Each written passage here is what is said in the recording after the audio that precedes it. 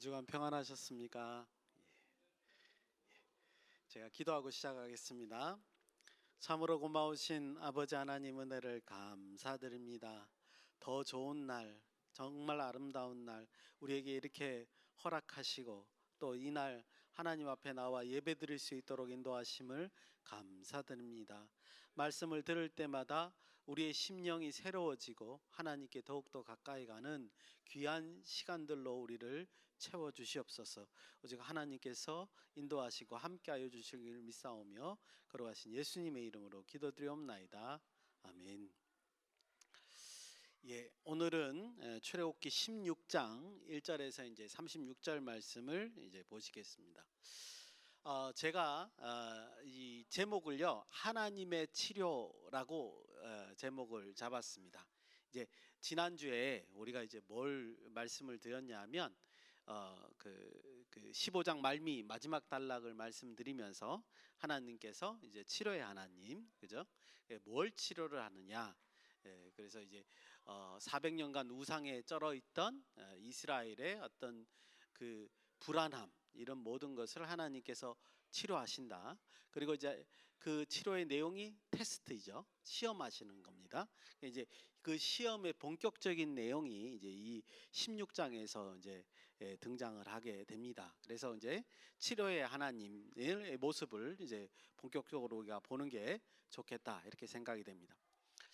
출애굽기 15장 말미에 엘림이라고 하는 곳에서 하나님의 충만한 은혜를 이제 경험하는 걸 우리가 볼 수 있었습니다. 이스라엘 백성들이요. 그리고 난 다음에 또 오늘 16장 본문을 보면 너무나 또 큰 은혜가 또 있죠. 만나와 메추라기, 그죠? 낮에는 만나, 저녁에는 메추라기로 하나님께서 기적과 같은 광야에서의 양식을 제공하시는 장면을 우리가 볼 수 있습니다. 그래서 많은 교회 목사님들이나 신학자들도 마찬가지고 이 15장 말미에 엘림이라고 하는 그 하나님의 풍성한 은혜, 그 다음에 16장에서 만나와 메추라기라고 하는 하나님의 기적과 같은 은혜, 이 양대 산맥에 이제 가려져서요. 정작 이스라엘 백성들이 무엇을 왜 원망을 하는가? 그 이스라엘 백성들의 원망의 의미가 뭔가? 이런 것들을 이제 적게 설교하게 되고요. 또 이 하나님께서 이 원망하는 이스라엘에게 뭐를 교육시키시려고 하나? 테스트를 통해서 뭘 주려고 하시느냐? 뭘 치료하시게 하시느냐? 15장 말미의 표현에 의하면 그런 것들에 대한 묵상이 이제 기존에서는 이제 많지 않았던 것으로 보여집니다. 그래서 저는 오늘 짧은 시간 안에 이 만나에 대한 얘기를 이제 떠드는 게 아니에요. 만나와 메추라기에 대한 그 세부적인 얘기보다는, 그래서 후반부의 얘기는 거의 하지 않을 겁니다. 그거보다 만나와 메추라기가 원망하는 이스라엘 백성에게 어떤 의미인지, 그래서 하나님께서는 그들에게 어떤 계획을 통해서 그들에게 교육시키고 치료시키고자 하는지, 그 부분에 대한 걸 좀 초점을 맞추려고 합니다. 그래서 이제 만나 자체 메추라기에 대한 얘기는 안 하려고 합니다. 그래서 뒷부분은 거의 이제 말씀을 안 드릴 얘기고, 저는 크게 두 가지 주제로 오늘 16장 본문을 말씀을 드리겠습니다. 출애굽기 16장은 이제 홍해바다 큰 기적적인 역사의 경험을 한 후에 15장 마지막 단락과 함께 하나님과 동행하는 첫 발걸음이라는 측면에서 굉장히 중요한 의미를 가지고 있습니다. 15장 말미도 그렇고 그 다음에 16장에 있는 모습들은 하나님과 동행하는 첫 발걸음 모습이다. 그래서 하나님께서 뭔가 이스라엘에게 이제 알려주려고 하시는 거죠. 15장 23절에 마라에 이르렀을 때 애굽의 종살이에서 기적적인 구원을 펼치신 하나님께 대해서 이스라엘 백성들은 조금만 이제 어려워지니까 원망하는 것을 우리가 볼 수 있었죠. 여기서 이제 16장을 이해하기 위한 아주 중요한 단초를 15장에서 우리가 발견할 수 있는데요. 중요한 그 배경, 전에도 한번 말씀드렸지만 배경이라고 하는 게 꼭 그 시대적인 상황, 역사적인 그 시간, 이게 배경만이 아니에요. 더 중요한 배경은 그 성경 인물들이 가지고 있는 의식적인 생각들, 이게 더 이제 성경을 이해하는데 중요하죠. 이 이스라엘 백성들이 왜 원망했을까? 그 큰 기적을 경험하고도 왜 쉽게 하나님께 원망했을까라는 그런 기본적인 생각을 우리가 분명히 파악하는 게 성경을 이해하는데 굉장히 도움이 됩니다. 즉 다시 말씀드리면 하나님의 그 큰 기적, 홍해를 가르고 바다를 마른 땅으로 건너가게 하는 그 하나님의 능력을 봤는데도 이스라엘 백성들은 뭘 하는 거죠? 하나님의 그 권능을 이해하고 의지하는 게 아니라는 겁니다. 그거보다는 당장 자신에게 필요한 것을 얻기 위해 눈에 보이고 탓하기 쉬운 모세에게 따져 묻고 해결하게 해달라고 달라붙는 것, 이게 더 중요했다는 것을 이 15장 말미에서 우리가 볼 수 있죠. 왜냐하면 더 쉽습니다. 다루기 쉽고요, 모세가, 그죠?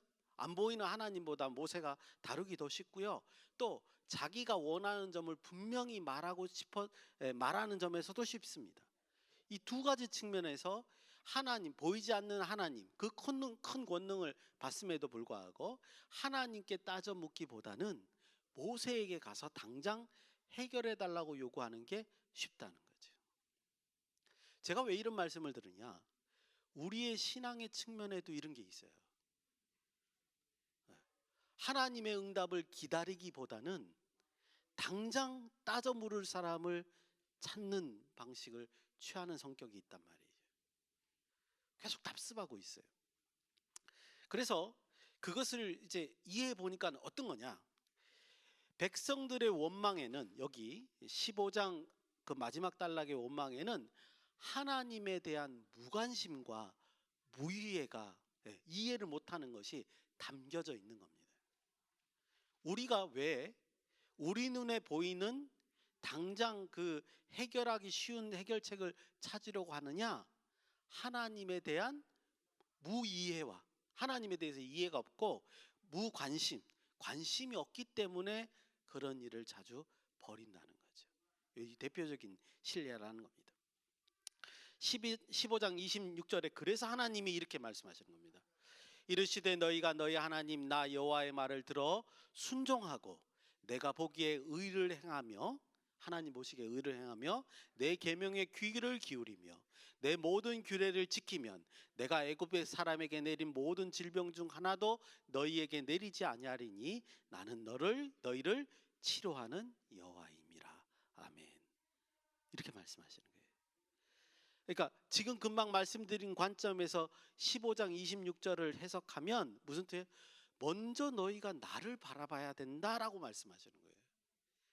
안 그러면 그걸 치료할 방법이 없어. 먼저 너희들이 눈을 들어 나를 바라봐야 돼. 그러면 내가 너희를 온전히 그 우상의 늪에서 치료해 줄 수 있어. 이런 말이죠. 그죠? 하나님께서 명령하신 계명과 규례를 지키면 애굽 사람들에게 내린 그 재앙을 그들에게 내리지 않겠다 하시는 겁니다. 그죠? 표면적으로는. 근데 그 의미를 살펴보면요. 첫째, 그들의 현재 상태로는 하나님의 명령을 제대로 이해하고 수행할 능력이 없음을 표현하고 있습니다. 우리가 교회에 새로 오신 분들을 만날 때 이런 단계적인 신앙의 수준이 보이죠, 그죠? 어떤 이유에서 복음을 듣고 왔다 할지라도 아직 그분들은 하나님의 명령을 제대로 이해하고 수행할 능력이 없은 상태가 있을 수 있습니다. 그래서 잘 우리가 이제 먼저 믿은 자로서 인도해 줄 필요가 있죠. 왜냐하면 하나님을 아는 지식이 아직 온전치 않습니다. 그리고 이스라엘 백성들처럼 이스라엘 백성들이 나올 때 애굽 사람들의 물품을 가져 나왔는데 그 중에 상당수는 장신구들이에요. 근데 그 장신구들은 뭐와 관련이 있냐면 우상과 관련이 있는 장신구들을 지금 몸에 지니고 있는 거예요. 그러다 보니까 그 애굽에 400년 살면서 그 장신구가 의미하는 걸 그 사람들이 다 알죠. 이스라엘 사람들이 다 아는 거예요. 그러니까 당연히 아직 애굽의 신들에게 의존하는 경향성이 큰 거죠. 이런 상태에서는 하나님의 명령이 제대로 이해될 리가 없는 겁니다. 기적을 봐도 그 기적의 의미가 어떤 건지를 모르는 거예요. 와, 대단하다라고는 할 수 있지만 그 의미가 가슴 속에 닿지를 않는 거다 이렇게. 그래서 하나님은 먼저 뭐예요? 치료를 해주시겠다는 의미 속에 먼저 너희가 나를 바라봐야 된다 이 얘기를 하신 거예요. 둘째, 그들은 아직 하나님과 동행하는 방법도 모릅니다. 400년 동안 하나님과 동행한 적이 없으니까 동행하는 방법도 모른다는 거죠. 레위기에 가서 이제 율법을 조금 더 말씀드려야 이게 이해가 가시겠습니다만, 한마디로 표현하면 우리가 아는 대로 율법을 삶에 적용하면서 하나님의 말씀을 새겨가면서 그것을 또 그 새겼을 때 오는 기적의 효과들을 느껴봐야 하는데, 그래야지 동행하는 건데 그걸 아직 모르는 거예요. 그래서 하나님은 엘림에 이스라엘을 넣어서 풍요를 경험하게 하시고, 하나님의 그 풍요와 은혜가 어떤 건가를 경험하게 하시고, 그 다음에 16장에 와서 뭐예요? 교육으로 들어가는 겁니다. 그래서 엘림이라고 하는 것은 그 16장에 있는 교훈의 사건에 굉장히 중요한 배경을 제공하게 됩니다. 조금 이따 이제 말씀을 드리겠습니다. 이제 오늘 본문 16장입니다. 이제 하나님께서는 그들을 어떻게 치료하시는지, 그들을 어떻게 교육하시는지 그 시작을 16장에서부터 보여주십니다. 그 좋았던 엘림을 벗어나서 16장 1절에 보니까 신광야. 제가 그랬죠. 저쪽 북쪽에, 그러니까 가나안 땅 근처에 있는 땅은 찐광야예요. 미데바르 찐이에요. 근데 여기는 신입니다. 신. 이게 우리 한글 성경에는 둘 다 신으로 돼 있기 때문에 광야 이름이 사실은 다릅니다. 여기는 신광야에 이르렀습니다. 그래서 광야의 척박함과 막막함이 이제 그들을 자극할 수 있습니다. 근데 보니까 3절에 보니까요. 3절 마지막에 보니까 상황을 파악할 수 있는 말이 나와요. 뭐라 그러냐면 온 회중이 줄여 죽게 하는도다 이랬습니다. 그러니까 엘림에서 이제 풍요를 겪고 난 다음에 신광야로 나왔는데, 얼마나 나왔는지 조금 더 이제 얼마가 나왔는지 나옵니다만, 얼마 나왔는지 모르지만 지금 양식이 다 떨어진 거예요. 그래서 좀 굶어 죽겠다라고 지금 모세를 원망하고 있죠. 이들은 아직 아까 말씀드린 대로 제대로 하나님을 알지 못하기 때문에 금방 어떤 어려움이 처하면 하나님께 이렇게 원망하는 틀을 이제 보입니다. 분명히 이제 마라의 쓴물을 경험했기 때문에 그들이 충분히 뭐 물이라든가 양식 같은 거를 충분히 챙겨서 나왔을 거예요. 그런데도 불구하고 지금 3절에 보니까 온 회중이 줄여 죽는가? 왜냐하니까 그 다음에 보니까 뭐라고 돼 있죠? 둘째 달 15일이에요. 즉 둘째 달 15일이라는 말은 한 달하고 반이 지났으니까, 아무리 사람들이 양식을 챙겨왔다 할지라도 양식이 다 떨어졌을 때쯤, 그때 이제 하나님이 이제 교육을 시키는 겁니다. 그래서 이제 더군다나 아까 말씀드린 대로 엘림이라고 하는 하나님의 풍요를 겪고 난 다음에 그 다음에 이런 고갈이 오니까 더욱 더 이제 이 갈증이 더 심하고 이제 풍요가 목마르고 한 것이라는 거죠. 그러니까 하나님께서 일부러 의도를 하셨습니다. 그러고 났더니 하나님께서 4절에 이런 원망에 대해서 답변을 하십니다. 우리 한번 같이 읽어보겠습니다. 4절입니다. 시작. 그때 여호와께서 모세에게 이르시되 보라, 내가 너희를 위하여 하늘에서 양식을 비같이 내리리니 백성이 나가서 일용할 것을 날마다 거둘 것이리라. 이같이 하여 그들이 내 율법을 준행하나 안 하나 내가 시험하리라. 아멘. 이 내용을 보면 원망에 대한 이제 하나님의 응답이라고 우리가 간단하게 이해할 수 있는데, 조금 더 깊이 들여다 보면 엘림을 경험하게 하고 난 다음에 이 신광야에서 아무것도 없어요. 그죠? 양식을 구하기가 쉽지 않은 곳, 그 많은 인구들이 양식을 구하기 쉽지 않은 곳에 그들을 인도하신 다음에 그 다음에 지금 하나님께서 대답하시는 거죠. 그러면서 엘림에서 느꼈던 그 풍족함과 다른 방식의 양식을 허락하시는 걸 우리가 볼 수 있습니다. 그것이 뭐냐 하면 특별한 규칙을 정해주는 거죠. 특별한 제한을 이스라엘 백성에게 주는 겁니다. 이게 첫 번째. 엘림과 다른 방식으로 공급하시되 제한과 규칙을 정해주시고 그들에게 양식을 허락하시는 겁니다. 이게 이제 굉장히 교육적이라는 생각을 우리가 할 수 있죠. 두 번째입니다. 하늘에서 양식을 비같이 내린다. 이렇게 표현하고 있어요. 예, 이거는 이제 우리가 그 기본적으로 뭐냐면 이제 광야에서 뭐 다른 음식을 구할 수도 없겠지만 하늘에서 공급한다는 그 말은 인간의 노력이나 어떤 그 성과로서 얻을 수 있는 그런 것이 아니라 오직 하나님의 은혜로 살아간다는 걸 기본적으로 암시하는 거죠. 그렇지 않습니까? 생각해 보십시오. 지금 우리가 이제 낮에 나가면 하늘에서 양식이 내려와요. 예. 우리말로 하면 뭐 햄버거, 피자 이런 게 막 내려와요. 우리가 골라서 가져갈 수 있어요. 그리고 먹을 만큼 가져갈 수 있어요. 이렇게 지금 한다는 말입니다. 그죠? 예, 그렇게 한다는 말은 내가 노력을 안 했기 때문에 이건 분명히 하나님의 은혜다라는 사는 거를 이스라엘 백성들은 분명히 인식할 수 있게끔 했다는 거죠. 즉 이 기적은요 하나님의 특별한 목적의 수단이라는 거예요. 교육시키기 위한 수단이라는 걸 우리가 알 수 있습니다. 세 번째요. 백성이 나가서 일용할 것을 날마다 거둘 것이라 이렇게 표현하고 있습니다. 엘림에서는 왕창 한꺼번에 주셨는데 지금 이 광야에서는 뭐죠? 그렇게 주시지 않습니다. 네. 일용할 양식 하루에 필요할 만큼만 거두게 하시고 그거를 매일 반복하도록 하셨다는 거죠. 이게 하나님의 의도라는 거죠. 그래서 하나님께서 지금 이스라엘을 교육시키는데 그 교육 내용이 뒷절에 아까 읽은 것 중에 뭐예요? 그들이 내 율법을 준행하나 아니하나 내가 시험하시리라. 그들이 할지 못할지 몰라서 하나님이 그들을 시험한다 그런 뜻이 아니죠. 제한된 환경에서 실제로 하나님의 말씀을 실행하면서 그들이 지킬 수 있도록 하시는 거예요. 근데 그들이 지킬 수 있도록 할 때 뭐를 배제하고 지킬 수 있도록 하는 거예요? 자신의 욕망을 누르고 하나님 말씀대로 정해진 그러니까 하루의 분량만큼만 가져오는 거. 더 이상 욕심 부리지 않고 가져오는 거. 이런 훈련을 지금 광야에서 하시는 거라는 거죠. 테스트가 교육이란 말이에요. 하나님이 진짜 그들에게 고난을 주시고 합격 하나하나 그런 테스트가 아니고요. 하나님께서 하나님의 율법을 정욕을 누르고 하나님 말씀대로 살아가게끔 교육시키는 거, 훈련시키시는 장면이 테스트다. 이렇게 말씀드릴 수 있다는 겁니다. 그리고 그렇게 했을 때라도 충분히 먹고 살 수 있다는 것을 경험하게 하는 거죠. 이건 굉장히 중요합니다.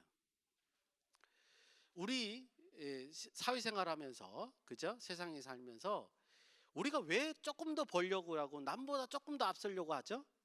그 이유는 그러지 않으면 먹고 살 수 없다라는 불안감이 우리 안에 내재되어 있기 때문에 그렇죠.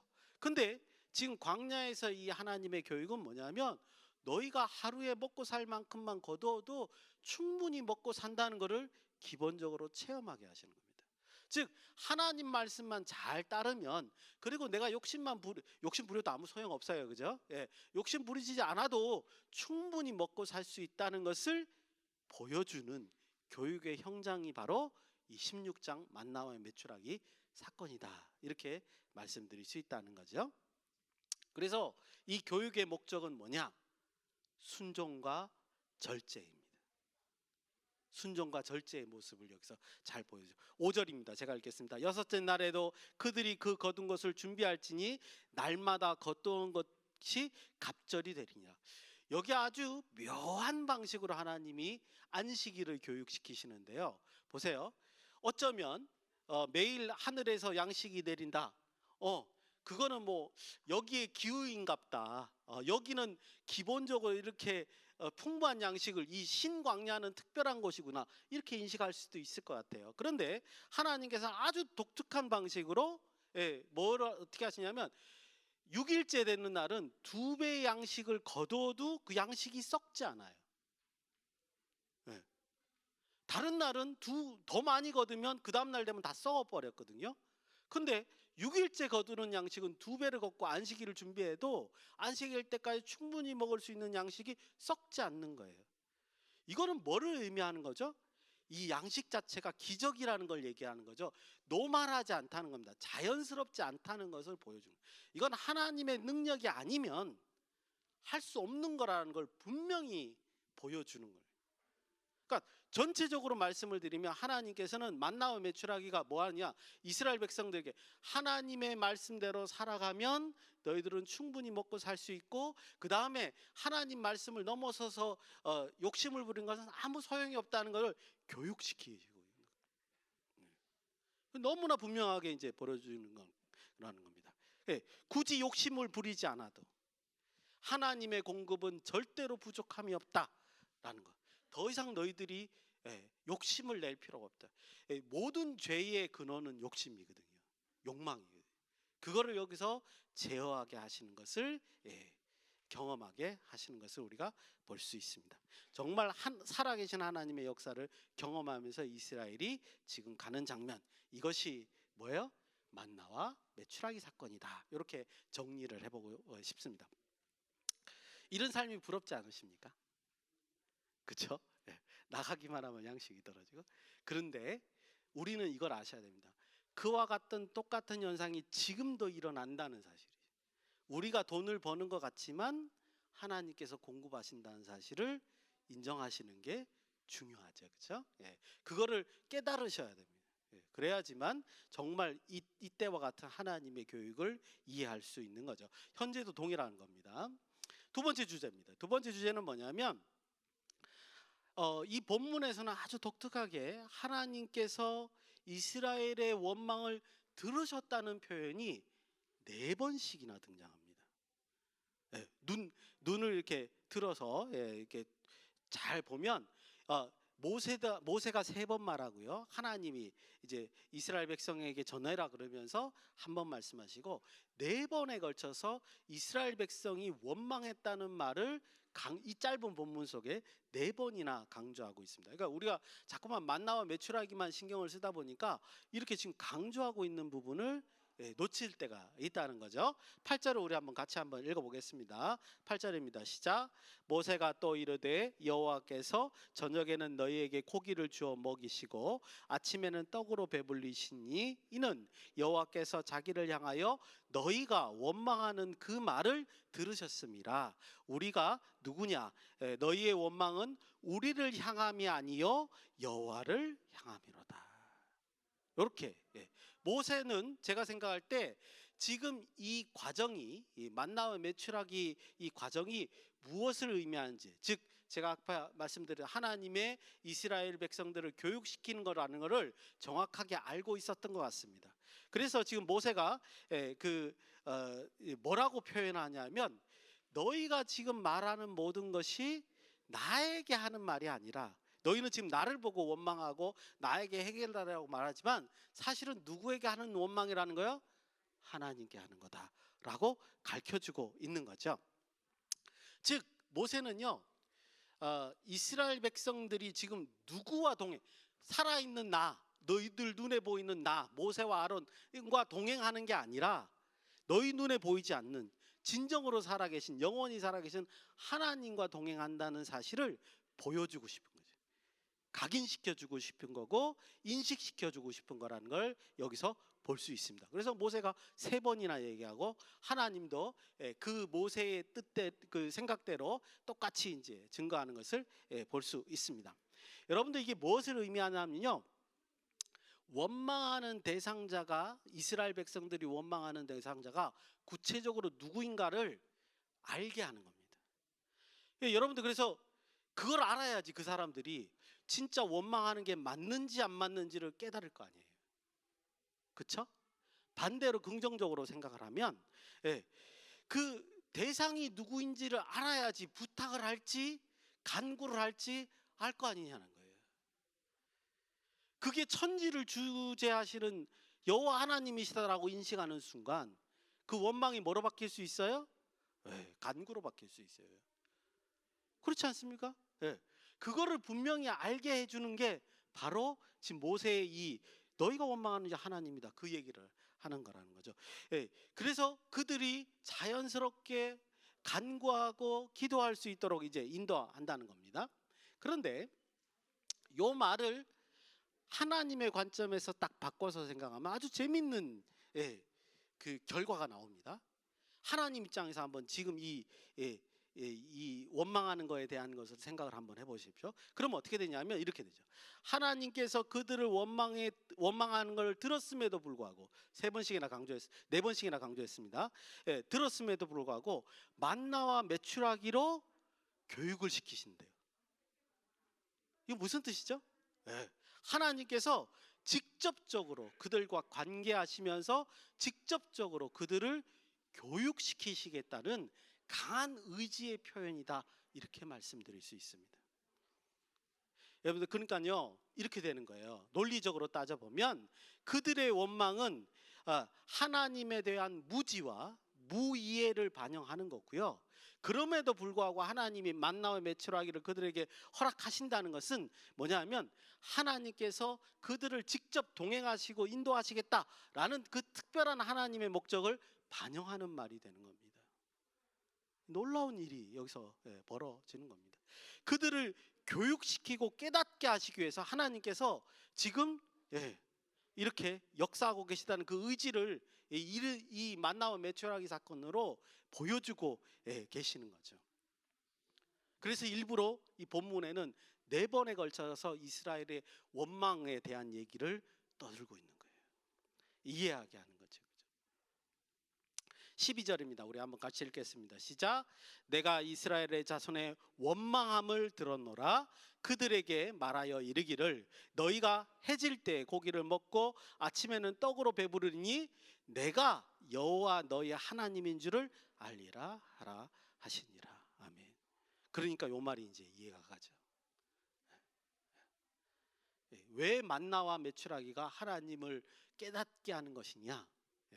이것은 진정한 너희가 아무것도 모르고 지금 원망하고 자신의 욕망대로 나를 보지도 않고 행위하는 것에 대해서 너희가 나만 집중할 수 있게끔 하는 것이다. 그래서 결과적으로 하나님을 인식하게 하는 것이다. 이렇게 지금 말씀하고 계신 거다. 이렇게 볼 수 있습니다.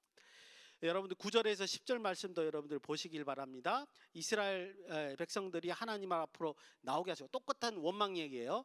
모세가 하나님께서 그들을 원망함을 들으셨다 이렇게 말하고 난 다음에 하나님이 직접 하나님의 그 영광의 구름 속에서 나타나시는 장면을 보여줍니다. 그러니까 모세가 한 말이 맞다는 걸 하나님이 증명하는 것 같이 보여준다는 말이죠. 그죠? 그래서 지금 이 내용을 앞에 말씀드린 것과 함께 엮어보면 뭐냐 하면 이런 거예요. 그들이 하나님을 오히려 원망함에도 불구하고 하나님께서는 그 사건을 그들을 올바로 깨우치게 하는 사건으로 만드는 겁니다. 수단으로 사용하시는 거라는 거죠. 정말 놀랍지 않으십니까? 우리가 무지하고 우리가 하나님을 원망하는데도 불구하고 하나님께서는 그거를 수단으로 삼으셔서 자기를 알게끔 하는 그런 방식으로 이용하신다라는 것을 우리가 볼 수 있다는 거죠. 이런 방식으로 하나님께서는 400년간 그 우상에 쩔어 있던 이스라엘 백성들을 치료하시고 교육하시는 것을 우리가 볼 수 있습니다. 이것이 16장의 핵심이 아닌가 그렇게 생각이 됩니다. 시간상 아까도 말씀드렸다시피 만나 얘기는 이제 생략하려고 하고요. 다만 제가 한 가지 더 말씀드리고 싶은 것은 31절에서 36절은 아주 묘한 성경의 방식입니다. 왜냐하면 31절에서 36절은 모세가 주석한 거예요. 주석한 거는 뭐냐면 앞에 30절까지는 그 당시에 일어나는 사건을 기록했다면 31절에서 36절은 모세가 설명을 달아놓은 거라는 거죠. 왜 그거를 알 수 있냐면 이 만나가 언제까지 내린다고 돼 있어요? 가나안 땅 들어갔을 때 이제 그친다. 이렇게 돼 있죠. 그러니까 가나안 땅 들어가기 전까지 만나를 하나님께 주셨다라는 내용이 밑에 적혀져 있습니다. 그러면 31절에서 36절까지는 언제 쓰여진 거예요? 나중에 40년 광야 생활 끝나고 난 다음에 적혀져 있는 것을 우리가 볼 수 있습니다. 그래서 40년 광야 후의 이야기까지 여기에 이제 그러니까 만나에 대한 얘기를 특별히 이렇게 강조하면서 적혀져 있는 겁니다. 그래서 참고로 하시면 좋겠습니다. 이제 말씀을 한번 묵상하고 마치겠습니다.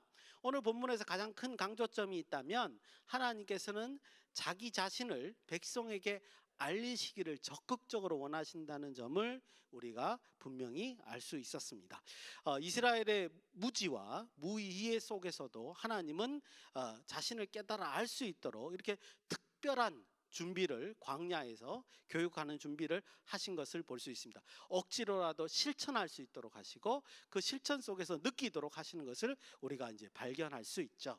즉 한마디로 설명하면 창조주가 이 세상을 창조하시고 주관하시는 창조주의자 주관자이신 하나님이 피조물이 하나님을 알기를 원한다는 사실입니다. 그것도 아주 적극적으로. 여러분도 이 사실을 우리가 들었을 때 우리가 무엇을 생각할 수 있습니까?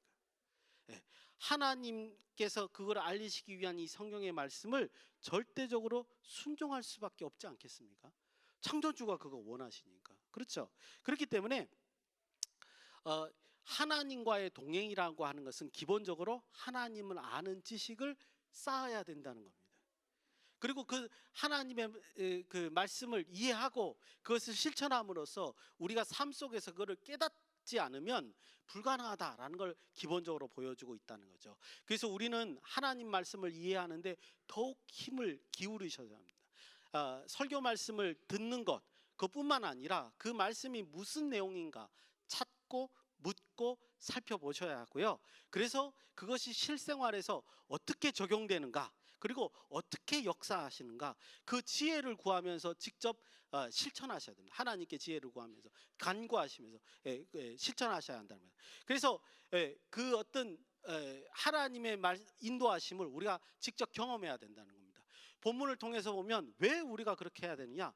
하나님이 우리의 열심보다 더 열심으로 우리가 그렇게 하시기를 원한다는 것을 깨달을 수 있었기 때문에 그렇다 이렇게 말씀드릴 수 있습니다. 더더욱 하나님을 알기에 힘쓰셔서 하나님을 만나시고 하나님과 동행하시는 한 주간이 되시기를 예수님의 이름으로 축원드립니다. 기도하시겠습니다. 고마우신 아버지 하나님 은혜를 감사드립니다. 말씀으로 살아가는 우리가 될 수 있도록 인도하여 주시옵소서.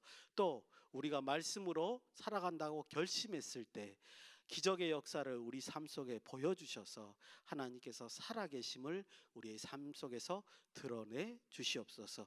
아버지께서 그렇게 원하시는 줄을 깨닫고 믿고 고백합니다. 아버지 하나님 인도하시기를 원하오며 예수님의 이름으로 기도드리옵나이다. 아멘.